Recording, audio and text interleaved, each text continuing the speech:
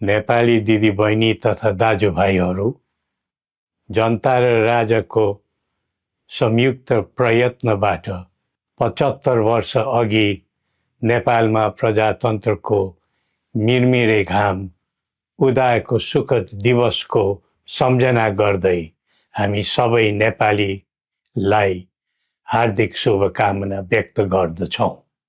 प्रजातन्त्र स्थापनाको निम्ति उदारता दर्शाइ बक्सिने हाम्रो जिजुबुवाजू राष्ट्रपिता श्री 5 त्रिभुवनको सम्झना गर्दै मौसुफप्रति हामी श्रद्धा सुमन अर्पण गर्दछौँ। प्रजातन्त्रका निम्ति जीवनदान दिने ज्ञात अज्ञात शहीदहरू र प्रजातन्त्रका लागि क्रियाशील रहने सबै पात्रहरूप्रति पनि हामी श्रद्धा भाव व्यक्त गर्दछौँ।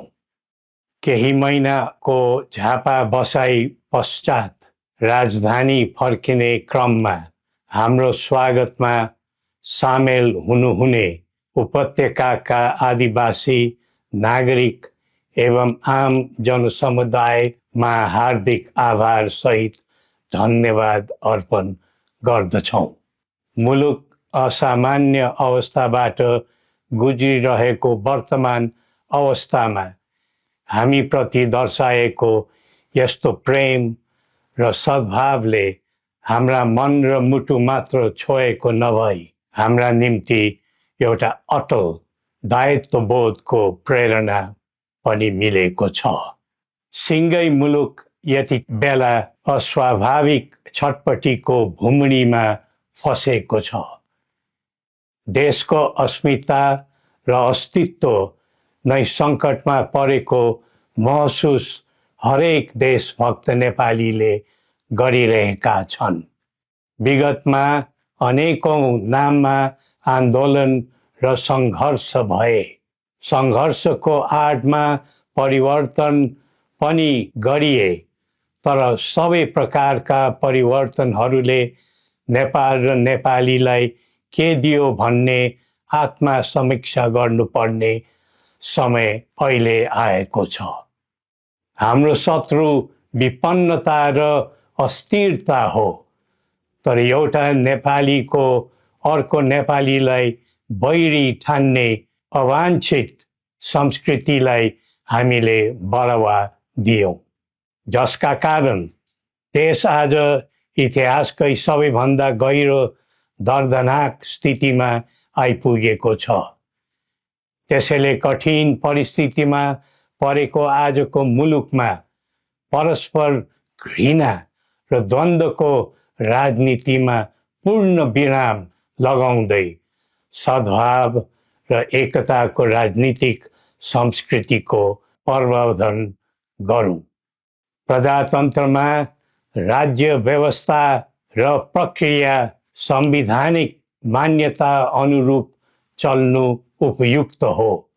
प्रजातान्त्रिक प्रणालीमा प्रतिनिधि छनौटको आवधिक निर्वाचन एक स्वाभाविक प्रक्रिया भए तापनि यतिखेरको आम जनभावना यो छ कि मुलुकमा पहिले राष्ट्रिय समस्याको समाधान गरेर मात्र आसन्न निर्वाचन प्रक्रियातर्फ जानु उचित हुने र निर्वाचन पछि कुनै द्वन्द्व, अशान्ति र खिचातानी नहोस् भन्ने विषयलाई ध्यानमा राखेर राष्ट्रिय सहमति र सबैलाई समेटेर जाने समझदारी बनाएर मात्र निर्वाचनमा जाँदा नै त्यसले सही बाटो समात्ने थियो।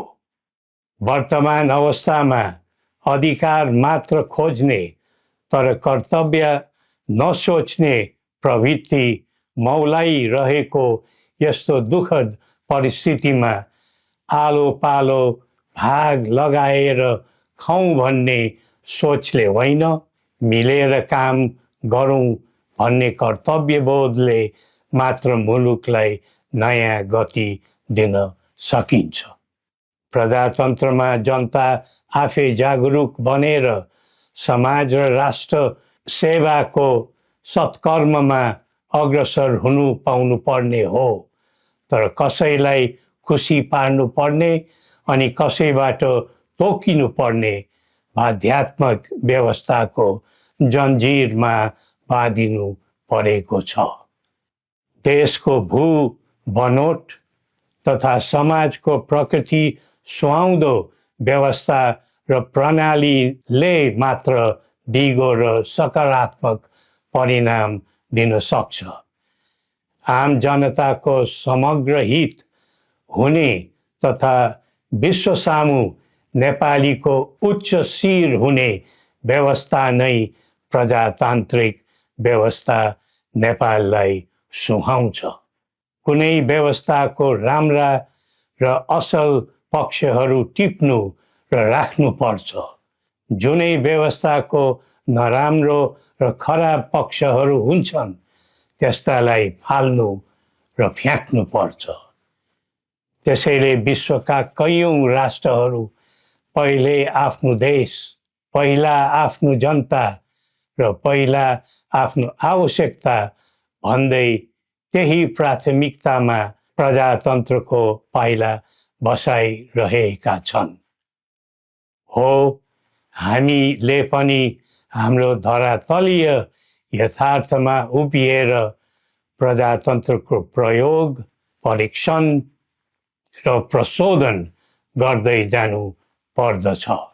नेपालको एकीकरण, प्रजातान्त्रिकरण र आधुनिकीकरण सँगै जनताको बदलिदो चाहना र आवश्यकतालाई ध्यानमा राखेर समानुकूल परिवर्तन र परिमार्जन गर्दै आम जनताको दैनिक कामकाज सहज र सरल बनाउँदै जानुपर्ने आजको पहिलो आवश्यकता हो।